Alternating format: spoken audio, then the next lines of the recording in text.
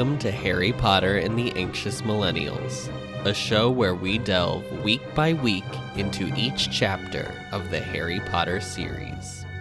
All right. I'm gonna stall for time while Adam gets his last bites in. Heidi, Heidi, ho there. Heidi, Heidi, hey. Heidi, Heidi, ho there. Heidi, Heidi, hey. I didn't know what to do. I didn't have anything. It's not going well at Arri's house. Guys, I feel a little, my brain is like moosh today from this job I'm working. Moosh. But Moosh. It's fine. It actually hasn't been that bad, but I just Arri, this week we were at chapter 30 called The Pensieve. The Pensieve. What happens in this chapter? The Pensieve dishes all the dirt, girl. She's spilling the tea. She is spilling the tea, or allowing Harry to dip a toe into the tea, and I say dip a toe, nose. Dip a nose, dip a full body into all the tea. This is the true, honest to God act of Blue Skidoo. No, this is what I was. Chapter. I think that's one of my first notes that I was just like, there's a lot of Blue Skidooing in these books. Like, she doesn't think of another way. There's a lot of like to in Mary into Poppins when they jump into the pit chalk pavement picture. There's a lot of that going on. What? Like what? She couldn't have. We told this woman she was an incredible author. She couldn't have thought of something else. I just don't really understand why this is. She was like, yeah, I'm going to do the Blue Skidoo thing again because that's the only thing that makes the most sense. Does it? Yeah. Is that the best way? So anyway, basically the chapter opens with Moody welcoming Harry into the office. And then Fudge does like the Fudge thing where he's like, Harry, my boy, blah, blah, blah. And he's like, did you, we're just talking about what happened. At this point, Fudge still likes Harry. So to be clear. Yeah. In the series, that's where we're at. We're still on pro Harry. At this point, yeah. I mean, he's like a Harry fanboy, essentially. He's a Dumbledore fanboy, too. He's always hitting up Dumbledore. Well, somebody's got to tell him what to do. Yeah, this man does not know how to run this position. He is a puppet, a figurehead. This man doesn't know how to have an original thought. He's just not. I don't think he's very. He has a lot of charisma, and I think that's kind of it. I don't think he's got a lot of substance. But does he? Because it's not even written like he has charisma. Do you know what I mean? It's yeah. No, that's true. I just don't. I feel like how else would he have gotten written there, characters though, with charisma, and that's Gilderoy Lockhart. I guess. I mean, Gilderoy Lockhart is just so clearly full of shit, though. Will we describe that as charisma? I don't know. Yeah. Charisma is what's getting the girls. And by the girls, I mean me. Oh, okay. Charisma's got the girls. Someone like that, I would just be like, you are so clearly full of shit, and I am not interested in you. Well, you'd be the only witch who thought that, because every other woman was dropping her little panties. Fawning over him.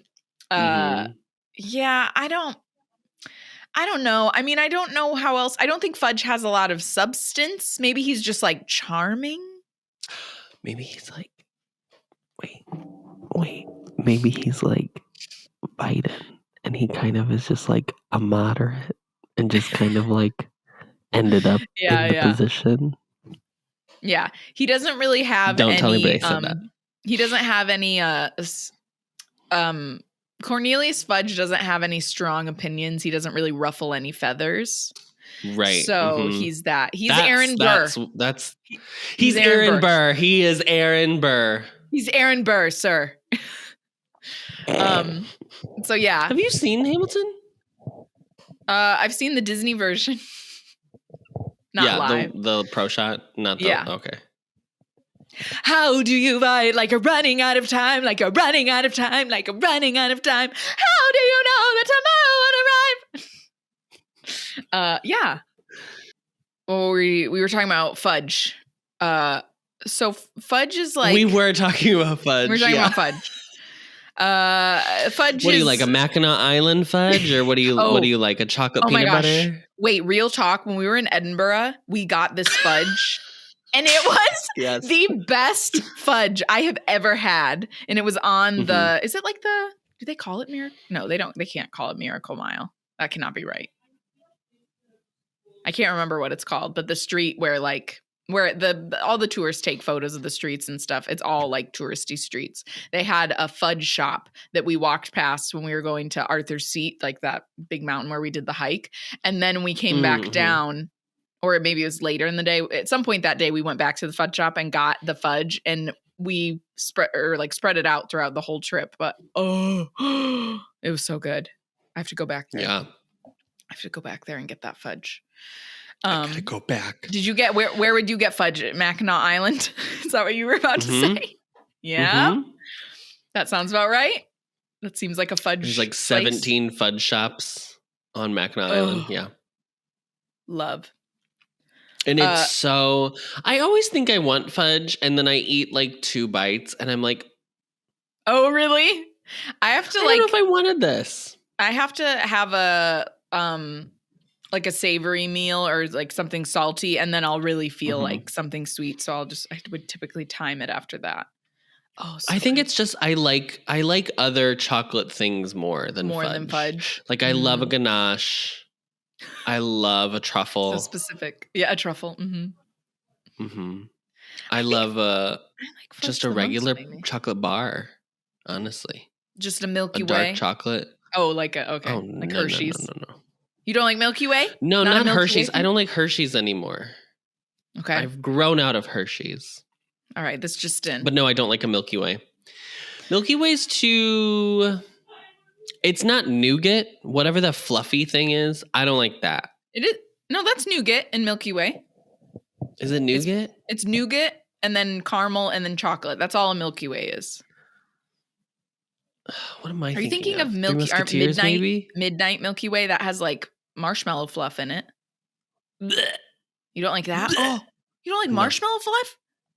No. Sorry, we need to end this podcast because you don't like marshmallow fluff. This is the last episode. Yeah, I'm going to be texting you that I don't want to do the show anymore. You're uninvited to the wedding. Sorry. No marshmallow fluff. But and the minister of magic fudge, he is who I was referring to. And sure. he tries to like shrug Harry off real quick. Like he's like, "Oh, we were actually talking. Go about your business, little boy." And Harry's like, to be in class. And Harry's like, "Actually, I wanted to talk to Dumbledore. So, excuse you." And then Dumbledore's like, "Well, I'm going to walk him out, and you stay here. I'll be right back." So they all leave. So Dumbledore just leaves Harry in his office, and I was like, okay. Second time in this series, right? Yeah. First off, where's Fawkes? I'm sorry. What are you talking about? Where is Fawkes? He's not in there. Fawkes is in the room. There's a whole part about how he talks about seeing Fawkes. Girl, you got to take your audiobook off 2 times speed, girl. No, it wasn't. Wait, really? How did I not even hear that? Whoa, that's really crazy. That's never happened to me. I've never completely missed something like that. I mean, I guess I probably had to answer an email while I was listening, and then that's what happened. What the heck? Oh, is he like, hello, Fawkes. I see. Okay. Yeah. Oh my God, wait, this is even better now. Can you imagine Fawkes when Harry just like leapt into the Pensieve? Fawkes was just like, he's just like, oh. He's so used to Dumbledore falling in. Also, but does your body actually go in, or does it like Oh my God, that's even better. You're just like, yeah. yeah. Like, what? I mean, it has to be that, right? You can't actually be jumping into it. I don't know. It's magic. We don't know, actually. We don't know. And you know what? We never will. We never will have the answer.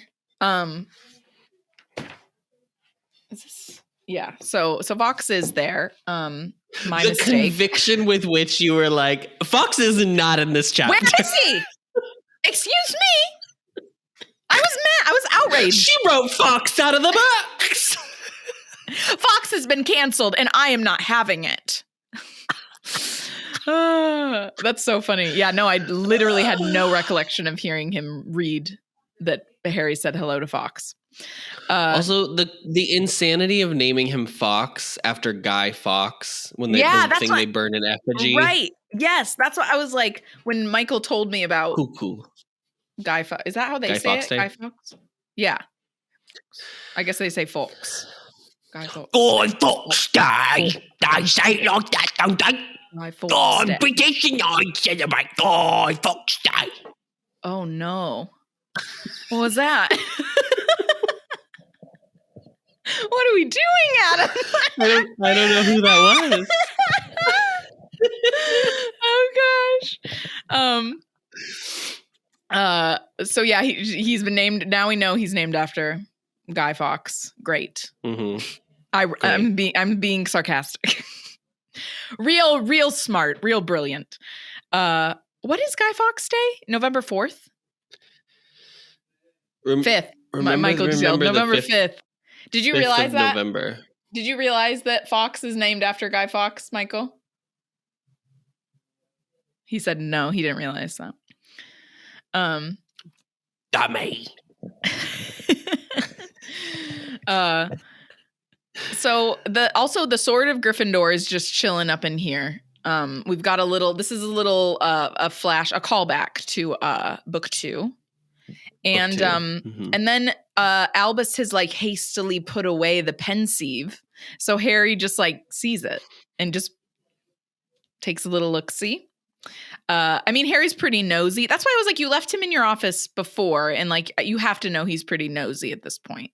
Especially if you're in Albus Dumbledore's office. I feel like anyone would be like, what's in here? Like, let me look around. Yeah. So Harry is very interested in the Pensieve, and he is like looking into it, and then when his nose touches the water or the liquid, he just bloops into it. Splooskadoos once again. And I love that he like falls into the memory and then just like immediately like starts apologizing to Dumbledore, because I think this is exactly what I would do. Like, I would be so startled by seeing him that I would just be like, I'm so sorry. I have no idea. I didn't even mean to come here. And I don't know what's happening. So I'm so sorry about this. I'll just see myself out. Can you tell me how to get out of here, actually? Because I don't know how. Like, I would just be like, I actually don't know how I came here. I'm so sorry. And then he realizes that Dumbledore, like, can't hear him at all. And he's like, oh, okay. So what is this? Is this like a memory of some kind? And he basically is it's a courtroom, but it's like in the style of an amphitheater. So it's like circular. There's one chair, or at least in this scene, there's one chair or like chairs in the middle with chains on them, and everyone's sitting around them. Was it in a semicircle? Or a full circle? Yeah, something like that. I know in the movie it's a full circle. I couldn't really tell if it was like exactly described as full or semicircle, but I liked that. So the idea is that these are memories, right? Yeah. And I like that Dumbledore's memory of this was so strong that he remembered the like 10 minutes before Karkaroff comes in of just him like sitting around waiting, like looking at everybody. And Moody, right? Isn't Moody talking to him? Or he doesn't start talking to him? Like a little bit, but it starts like right before they come in is when they're talking. It's just very funny to me. Yeah, he just remembers. Funny. He's got a very vivid memory, that Albus. So yeah, I just remember a beautiful day I spent outside once. Remember that perfect sunset. Put that right there, so I'll never forget. You know I have something to say about the thoughts towards the end of this chapter. I'm wondering if you had the same note. I'm saving it. Maybe I don't. Maybe you don't. Oh.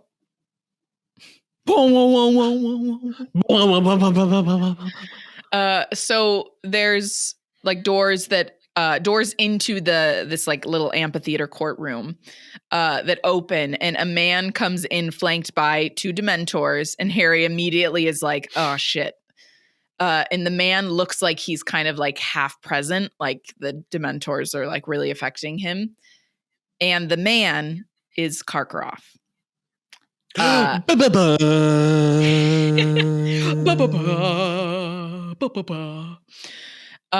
so it's revealed basically by Moody that Karkaroff has been brought in to like snitch on fellow Death Eaters to save his own ass. A plea bargain. A plea bargain. Yeah.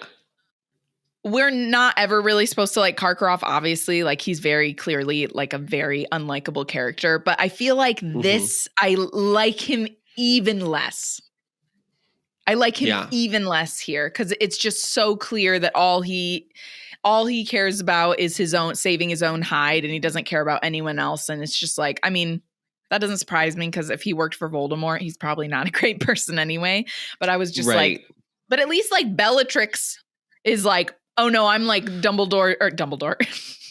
Voldemort's she says it with her whole chest. Yes, she says it with her, exactly. She says it with her whole chest. And I was just like, dude. So, and that's why we're coming out on this podcast as pro Bellatrix Lestrange. That's why I would like to align with Bellatrix Lestrange from here on out. We are here to endorse Bellatrix Lestrange for 2024's presidential run. PM. Bellatrix will do great things for the newest Prime Minister, Bellatrix Lestrange. Yeah. Succeeding Boris Johnson. I was just going to say, she will succeed Boris Johnson come this fall or whenever. I don't know when they're doing that shit. Girl, it's not real. What do you mean? You don't think they're actually getting rid of him? No, the UK isn't a real place. It's a made up fantasy we've all agreed upon. Not real, doesn't exist. That's my conspiracy theory. Some people are into QAnon, some people are into Area 51. I'm into the idea that the UK isn't a real place. Doesn't exist. Doesn't exist. And it just so happens to be an island. That seems very lucky to me. Do you know what I mean? So what do you think about Ireland then? The whole thing. It's all encompassing. The British Isles are not British real. Isles? Oh my God, wait, no. The other day I was having a conversation with Michael and he was like, the United Kingdom. And I was like, everything but Scotland. And he was like, no, Scotland. And I was like, okay, so then what is like Britain? And he was like, all of it. And then I was like, okay, so then what about Ireland? And he was like, so Northern Ireland, yes. The other Ireland, no. And I was like, so what's that? And he was like, the British Isles. And I was like, I would have no idea. And he was like, yeah, not a lot of people know that. And I was like, I wonder why. I wonder why people get confused. Yeah. So Moody is there. It's revealed that Moody is there. And Moody thinks that they should get the information from Karkaroff and then throw him back to the Dementors, because basically if he gives them enough names, or if Crouch is like happy with what he tells them, then he doesn't he won't go back to Azkaban, is like the plea bargain that he worked out. Right. So he a snitch, and we all know snitches get stitches. So keep an eye out for Igor Karkaroff's fate in this series. Keep your eyes peeled. Realize. What is that from again? Realize. I don't know. Realize. Say that. So stupid, but so funny. So Moody's like, nah, give him back to the Dementors, to which Dumbledore is like, ugh, like just like shudders in disgust. And Moody's like, Queen. Yeah. Moody's like, oh, yeah, you don't like those Dementors, do you? And Dumbledore is basically like, I don't think we should be having anything to do with those bitches. Actually. Those He's skanks. like, I think they're revolting. This is a fugly slut. Do not trust her. It's a picture of Dementors in the burn book. Yeah, literally.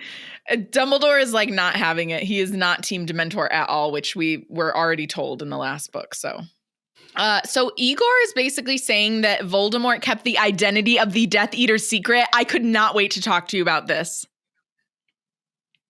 Which is it? Which is it? Did he know all of them? Did they know each other? I don't like this. This is new information. Knew them all, apparently. Karkaroff and Severus Snape are friends, you guys. I'm sorry. I don't believe this. I don't believe it. I don't believe anything. I don't even believe this book series is happening because, again, the British Isles aren't a real place. You've lost me at step one. I was like, when he was saying this, okay, maybe we're supposed to believe, I didn't think about this until just now. Maybe we're supposed to believe that Igor is bullshitting them, that he's like, this is a big deal that I have all these names. Like, is that what we're supposed to believe? Because I was like, you were trying to tell me that none of the Death Eaters knew who each other were, and yet y'all were just like ramping and running around at the World Cup. Did they not meet each other until after Voldemort died? That doesn't make sense. How would they know? Like, I don't know. This was so dumb to me. Two in the weeds. I was like really bumped by that. I was like, so maybe what I'm going to tell myself so that I can sleep at night is that Igor was just like bullshitting them to make himself look like he was like doing more than he actually was. So Igor is like so extra throughout this whole process. Like he's so gross. He's such a gross person. He's like trying to lay it on really thick, but like clearly he's so full of shit. Like it's just so obvious that he's just full of it. And so he starts listing out names, and the first name that he mentions is Dolohov, but they already got him.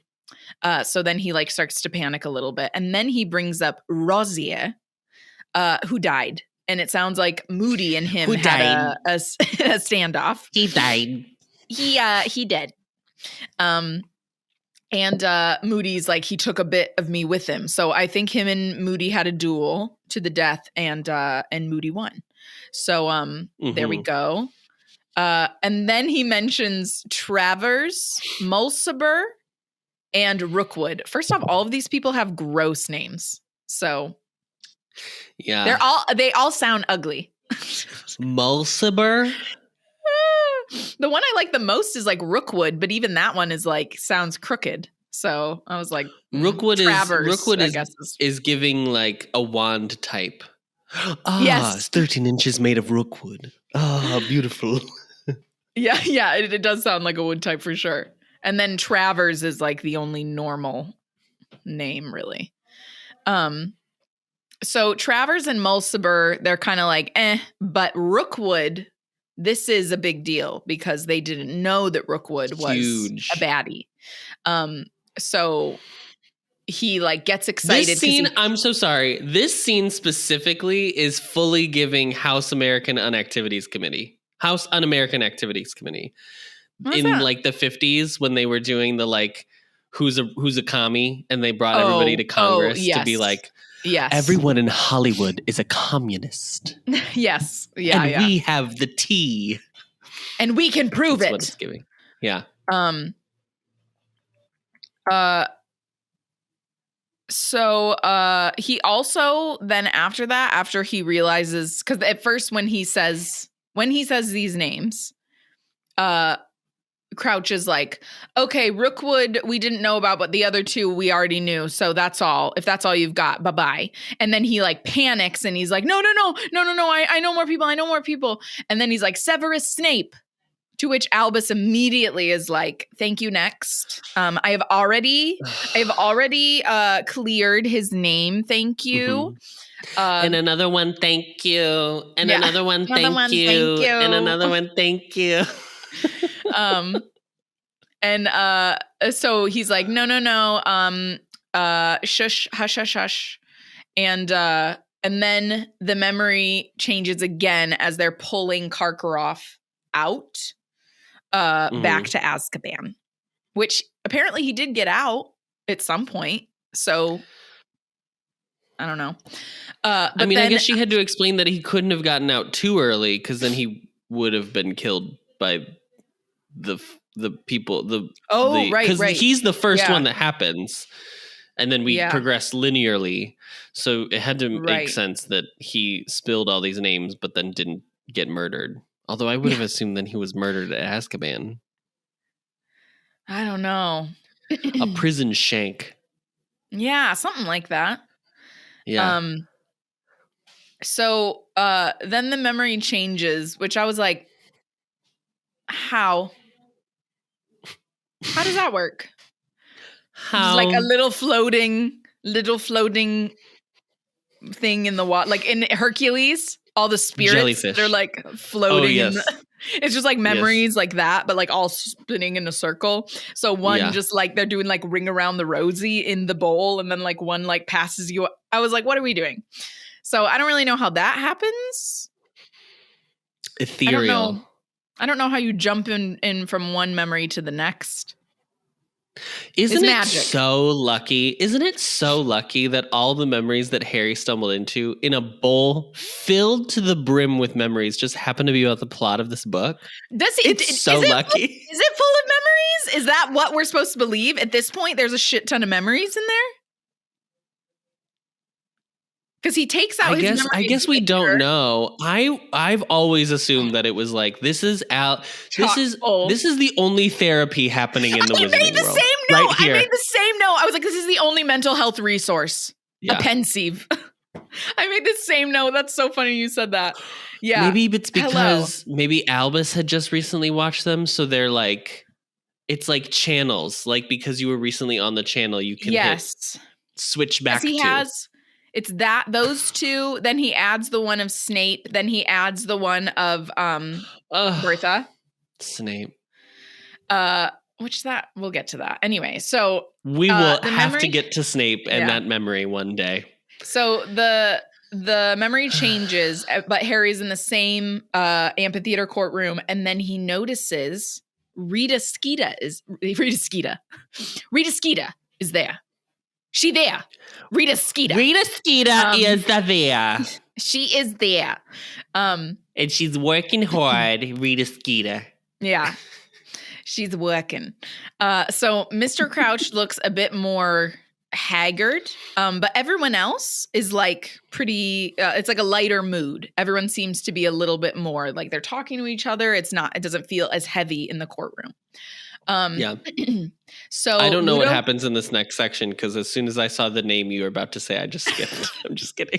You were like skim. There's a reason that this man is not in the movie in any way, shape, or form. So Ludo Bagman comes in, and he is in his prime at this point in time. He is the star athlete Ludo Bagman at this point in time.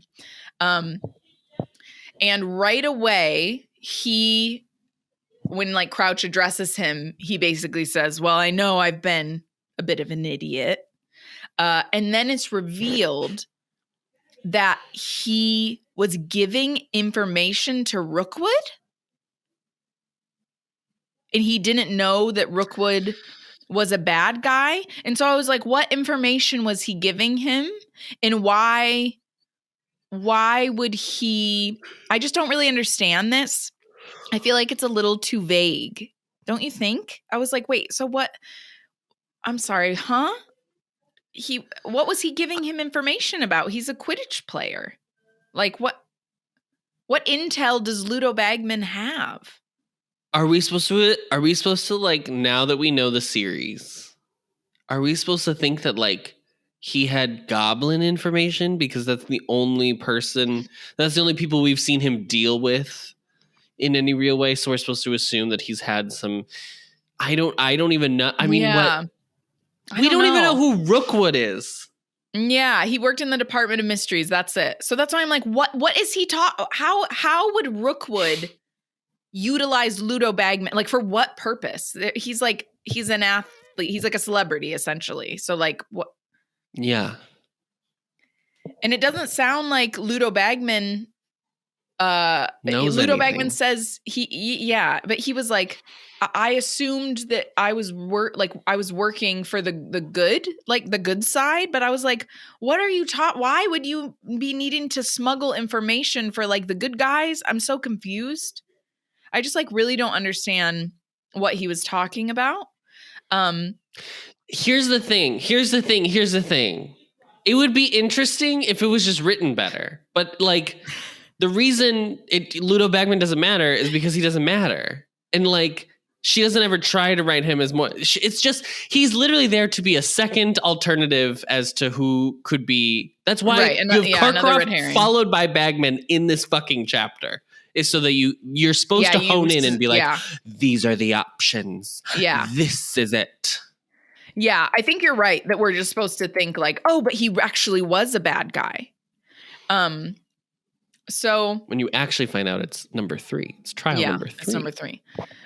So Crouch is very upset because he is very like pro Ludo Bagman going to Azkaban, and everyone else is like, absolutely not. And they're like booing him and stuff.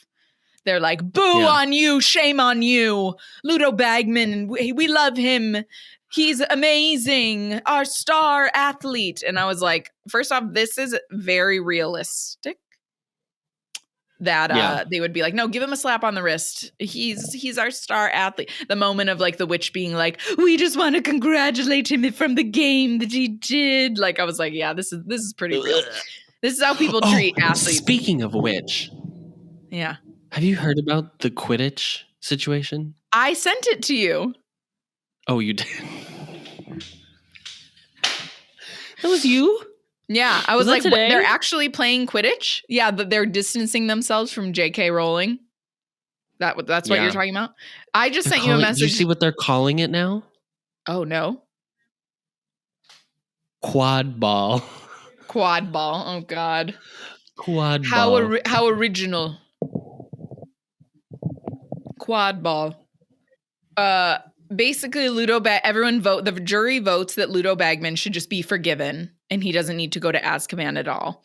And then when when it's decided that he won't go, they like all clap. There's like a round of applause, basically, to which Crouch is furious. And one of the reasons why Ludo said that he was helping Rookwood was because Rookwood was going to hook him up with a job at the Ministry when he gets too old to play Quidditch. And Crouch is like, there is no way that this bitch is going to work at the Ministry. I can't remember exactly what he says, but he basically is like, I think that was it. I think verbatim, it was, this bitch is not going to work in the Ministry. This fugly slut. So he's just like, do not trust this skank ass bitch. So he's just like basically not having it. And then the memory changes again. And now it's once again like very serious. So it's very serious again. And there is a wispy little witch who is sitting next to Crouch. And she's very emotional. And then 4 people come in with Dementors, as just like before. There's 2 men, 1 woman, and 1 woman with dark hair and heavily lidded eyes is how she's described. And then a teenage boy who looks absolutely terrified. You read this, right? You didn't listen to the audiobook? Correct, I read it. Can I ask a question? Yeah. Heavy lidded eyes. Is it giving What is it? What does that mean? Is it right? Is It has that? to be, right? The Dark Lord will rise again. So like, Because in my head, my yeah, first heavily. What thought is was heavily lit she again? had a lot of eyeliner on. Oh no, it's And then not I was that. like, That's that funny. can't be it. Yeah, I mean, she could be goth girl Bellatrix for sure. She has a woman with a full beat walked into the Yeah. courtroom. Yeah. Contoured. Yes. Tiniest nose. Contoured. The shadows, the highlights, it's all done. It's all there. A smoky eye like you've never seen. Eyelash. Yes, yeah. Blocked brows. Oh. Heavily lidded eyes. I've never thought about that. Yeah, what does that mean? Just like Like a sleepy eye, I guess? It has to, right? let me Google it and see what comes up. Heavy lidded. Heavy lidded. Oh yeah, okay. Oh, a Did you look Penelope it up? Cruz. Oh yeah, that's what popped up for me too. And Angelina Jolie. Angeline. Emmy Rossum. Okay. Yes. Okay, I see. Yeah. Do I know someone that has eyelids like that? Trying to think. Anyway. Very French. Yes. I listened to the Audible version. And it is like kind of disturbing listening to it. He like really committed to the role of Crouch's son. Yes. He really committed to it. So that's why he won all those damn awards, Mr. Jim Dale. Yeah, yes. So Crouch like just stares down at all of them with hatred. We don't know at this point that this is his son. But very quickly the boy starts like screaming for his father. And then Crouch basically just like ignores him and starts like shouting over him and just he's like trying to block him out. And then then Crouch explains that the reason why these people are here is because this group of people tortured Frank and Alice Longbottom, who we are to assume are Neville's parents because that's the only Longbottom character we know. Right. And then the boy starts calling out for his mother, and Crouch basically at that point asks the jury to vote on the 4 of them going to Azkaban for life, to which it's a unanimous vote. And then they end up getting pulled back out of the room by the Dementors, to which like the whole way his son is like screaming for his mother to like stop this from happening. And she's just like sobbing. Meanwhile, Bellatrix is like, we're going to be rewarded. And what?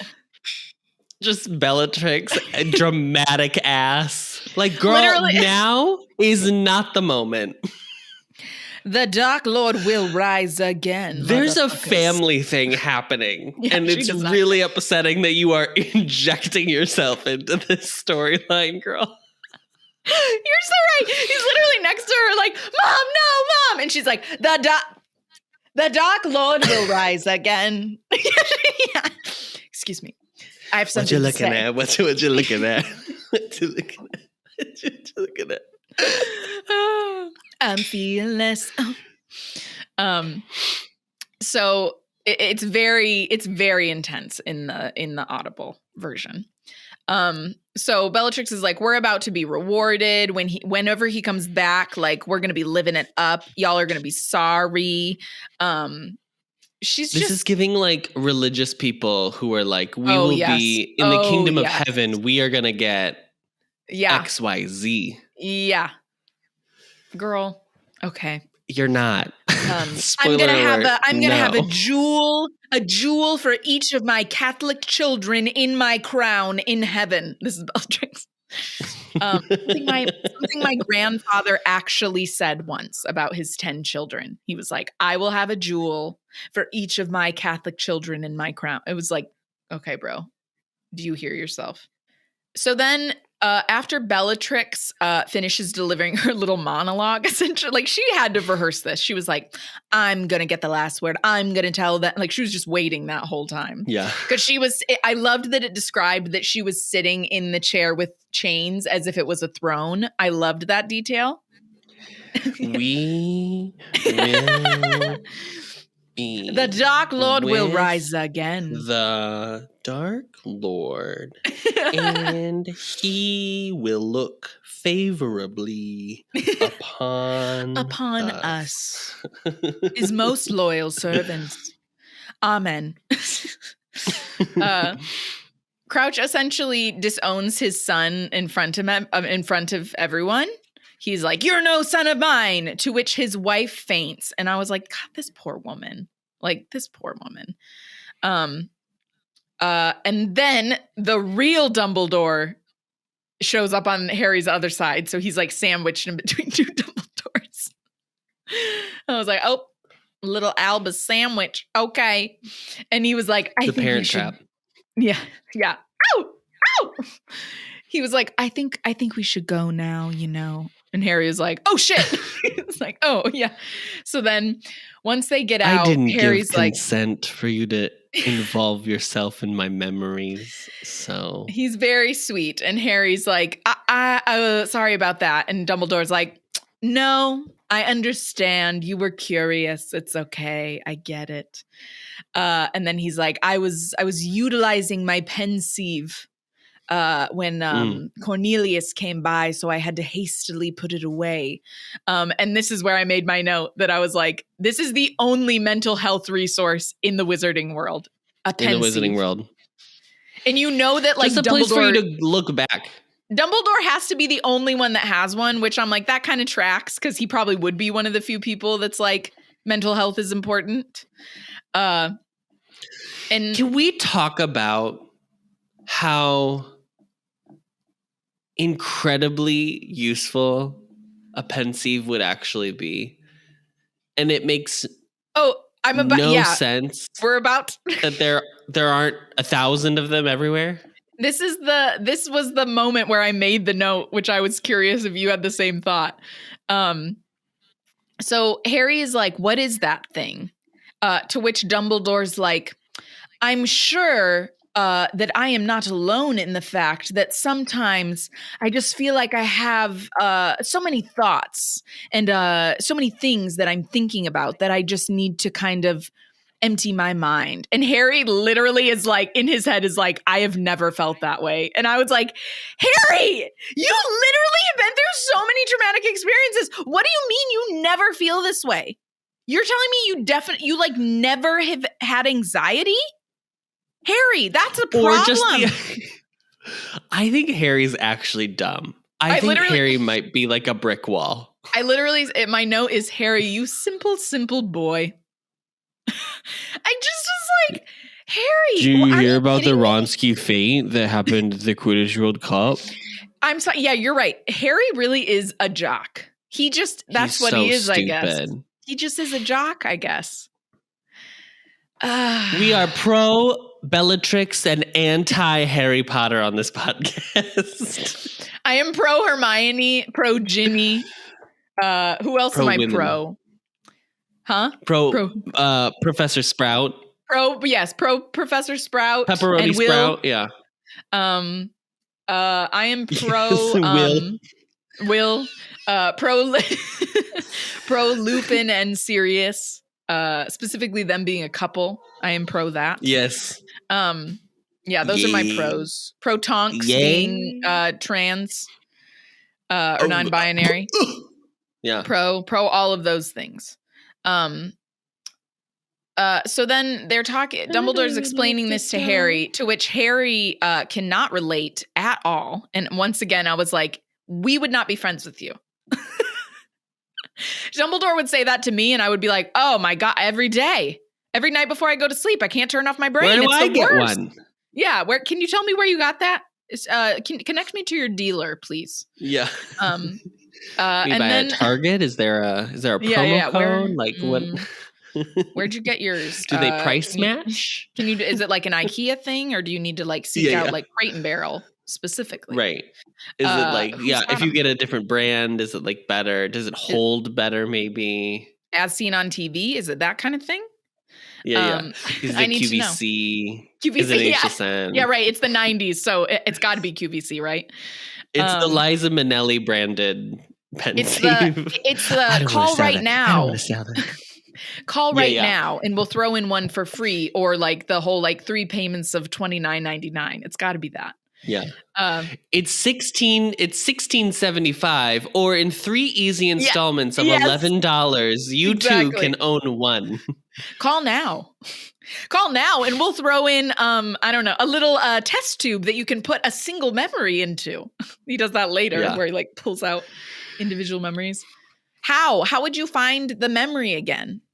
Anyway, doesn't matter. It doesn't matter. I can't even go down that road. So after Harry has the thought of like can't relate at all, Dumbledore just straight up pulls a thought out of his head in front of Harry and puts it in the Pensieve. So is this an unspoken spell?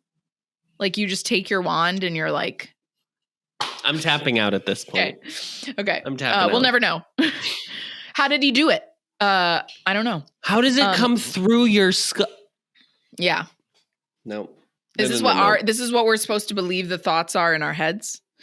So then in the memory that Dumbledore happened to select, you are telling me that the memory that Dumbledore happened to select is Snape talking about his dark mark tattoo? I'm sorry. What are we doing? What is this? What is this? I was like, okay. And then he also has a memory of Bertha, which I was like, that I believe a little bit more because he explains that he has been suspicious about her appearance this whole time. And he's upset at the ministry for not taking it seriously. That I'm like, okay, fine. But it's like weird that he's doing this in front of her. It just feels a little too like she's trying to throw these things in there for us. Feels I think it would have been obvious to me. Imagine this chapter, and it was like the sequence of trials wasn't in order, and it was also the stuff he pulls out, but it's all scattered. How you imagine it is, like memory to memory. Yeah, like jumping through. And even maybe they're starting to blend together as you like fade into each memory or something like that. Like much better. Yeah. Thank you. That's the book I'll be writing. Harry Potter and the Pensieve. Harvey Porter and the cup of ice. Harry Potter and the sieve. Tap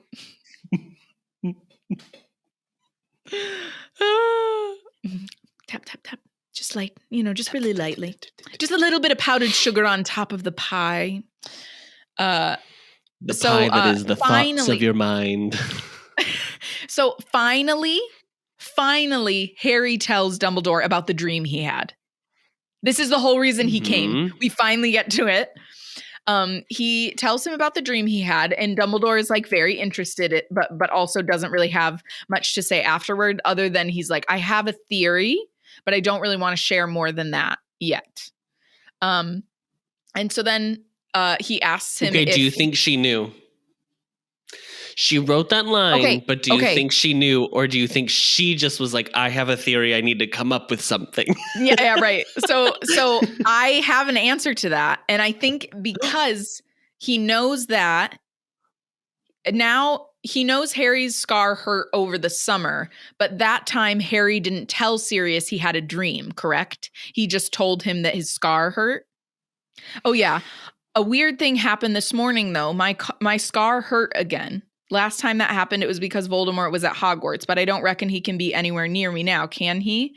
Do you know if curse scars sometimes hurt years afterward? That was all he said. He didn't say anything about the dream. So Dumbledore doesn't know. Dumbledore knows that his scar hurt because Sirius confided that to Dumbledore, but he doesn't know that it was anything to do with the dream. So this is the first time that Dumbledore has been alerted to the dream. And then he asks Harry if he could see Voldemort. And Harry says, no, he just saw the back of his chair. So my answer is no, I don't think she knew. Because she hasn't set these up properly. If she did know, he would have been, like we said earlier, like a couple chapters ago, seeing and hearing Voldemort's voice, but not knowing where it was coming from. Mm-hmm.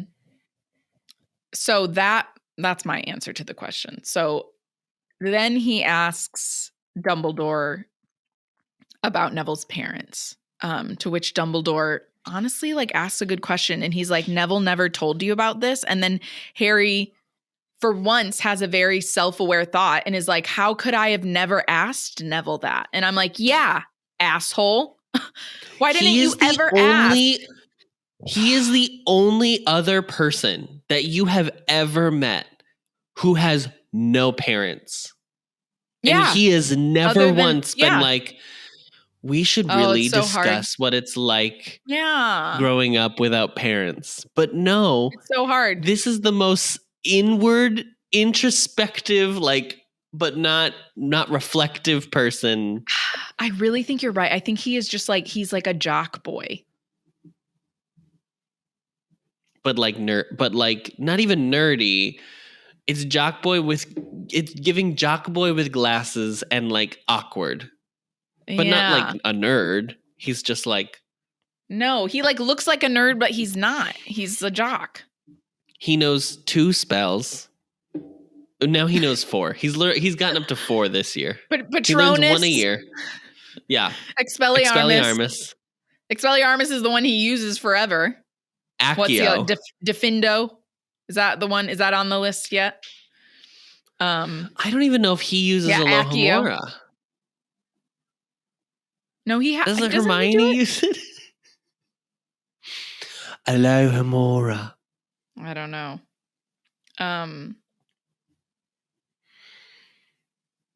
Wingardium Leviosa. There's another one. So yeah, Dumbledore's like, you've never asked him that, or he's never told you? And Harry was like, no. And then Dumbledore goes on to explain that his parents are not dead, but they're insane. So they don't recognize Neville. They're at St. Mungo's. He goes to visit them, but they don't know they don't know that he's their son. Yeah, there's no HIPAA in the wizarding world. Apparently clearly. Not. Good Lord. Like, gosh. But doesn't he all like of his ask personal Harry business. He asks Harry not to say anything, doesn't he, before he leaves? He's like, don't say anything. To which Harry's like, oh, no, I wasn't going to say anything anyway. Which I was like, yeah, you better not. That would be so rude. Even to like tell Hermione and Ron that. It bumped me when he said that like the Longbottoms were so beloved that like that's why everybody was like so mad and thought that they should like go to jail forever. Because I was like, you would not. There would be some. That's never discussed. I don't care. Even if whatever, we're all a different age than the people, whatever. If they were that beloved to the point that like an entire wizarding community was like enraged that they were hurt to this extent. Yeah. There is no reason that Neville would be treated this way, even if he is like not great or whatever. Well, it would be like a historical thing. Yeah, there hasn't even been a book written about this. No one ever talks about how like his parents were heroes up until this point. And I was like, no, that's not cool. No. How much I like the fact that everyone knows it. Yeah, I just don't. Yeah, I'm like, I don't believe it either. So then after that, Harry asks about Ludo, to which Dumbledore's like, nope, there was never any other sketchy stuff found about him. And Harry is like, oh, okay, cool. How about Snape? What made you, before he can stop himself, he's like, what made you trust him? What made you think that he actually wasn't a part of the dark side anymore? We'd all love to know. Inquiring minds want to know. Dumbledore. He doesn't really answer. He does the same thing of like, he like avoids. He's just like, I trust Severus. I have reason. Arri would lose her fucking mind at if he Yes. did it in person. No, just tell me. Don't evade the question, girl. Just say it. Or just say, I can't answer that at this point. Yeah, exactly. I feel like it just it annoys me even when I read shit like that. Like when I was listening to the chapter and he read that, I just was like, ugh, so annoying. It's just so annoying. So he doesn't really give Harry a real answer. And it's also clear that like the discussion is over and it's time for Harry to leave. So yeah, that's pretty much it. Harry leaves. I can't remember if there's a little button on this chapter for whatever reason. Was there one? I don't think so. I think it's just like he goes back, right? Like he like. Yeah. God, this chapter is so long. Oh, there we go. Oh, no. Dumbledore says, oh, and Harry, good luck on the third task. That's what he ends. Yeah. He ends it with that. He ends their little exchange with wishing him luck. And that's it. That's the chapter. All the tea. We've got all the tea. All the tea. Here's what I think would be great. Okay. You're having a fight with your loved one, your partner, your spouse, your boyfriend, girlfriend, whatever. And you're like, you just don't understand what I went through as a child. This way, we can all go back.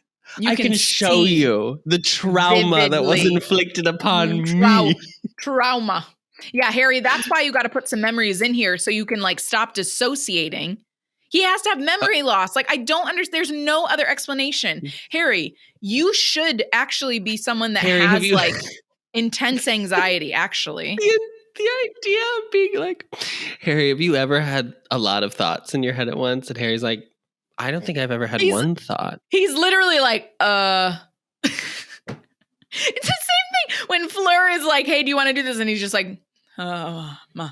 Harry, yeah, he must just not. Harry, I don't think you are very bright. You've got a good heart, good intentions, good kid. I don't think you are very bright. No. Maybe he's just got like good intuition, good instincts, basically.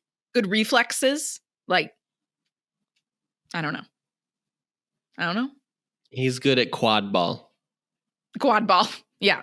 He's a pro at quad ball. But yeah, that wraps up this chapter. Next week, we will be reading chapter 31 called The Third Task.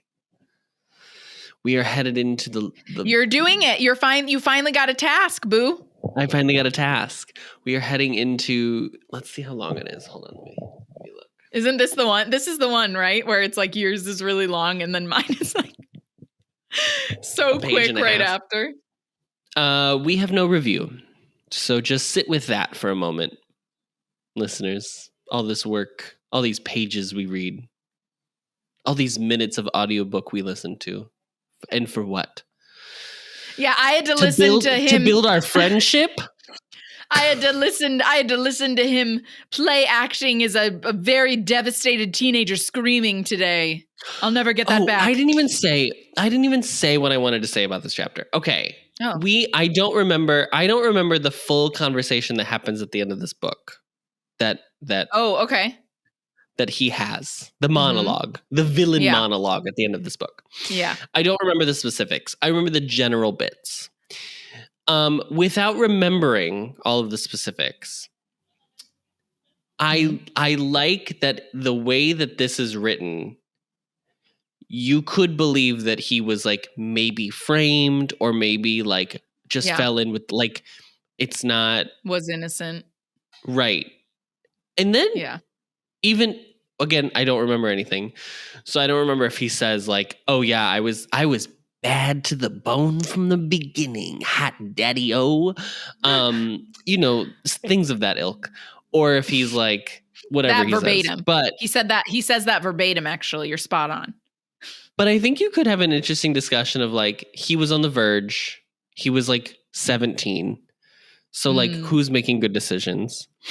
And then he made some mistakes. His dad like throws him into prison for the rest of his life and then he becomes bad, I think you could like maybe make that argument. But again, I have to read the rest of the book to see if that tracks. Yeah, I can't remember if it is like he was just like bad from the get-go or I'm just a really good actor. If he just like turned, He is a great actor. We do know he's a great actor. For some reason, we do know. Method. Very method. Method. Although for the record, I don't mean that doesn't. I don't believe method actors are necessarily great actors. I want to clarify that.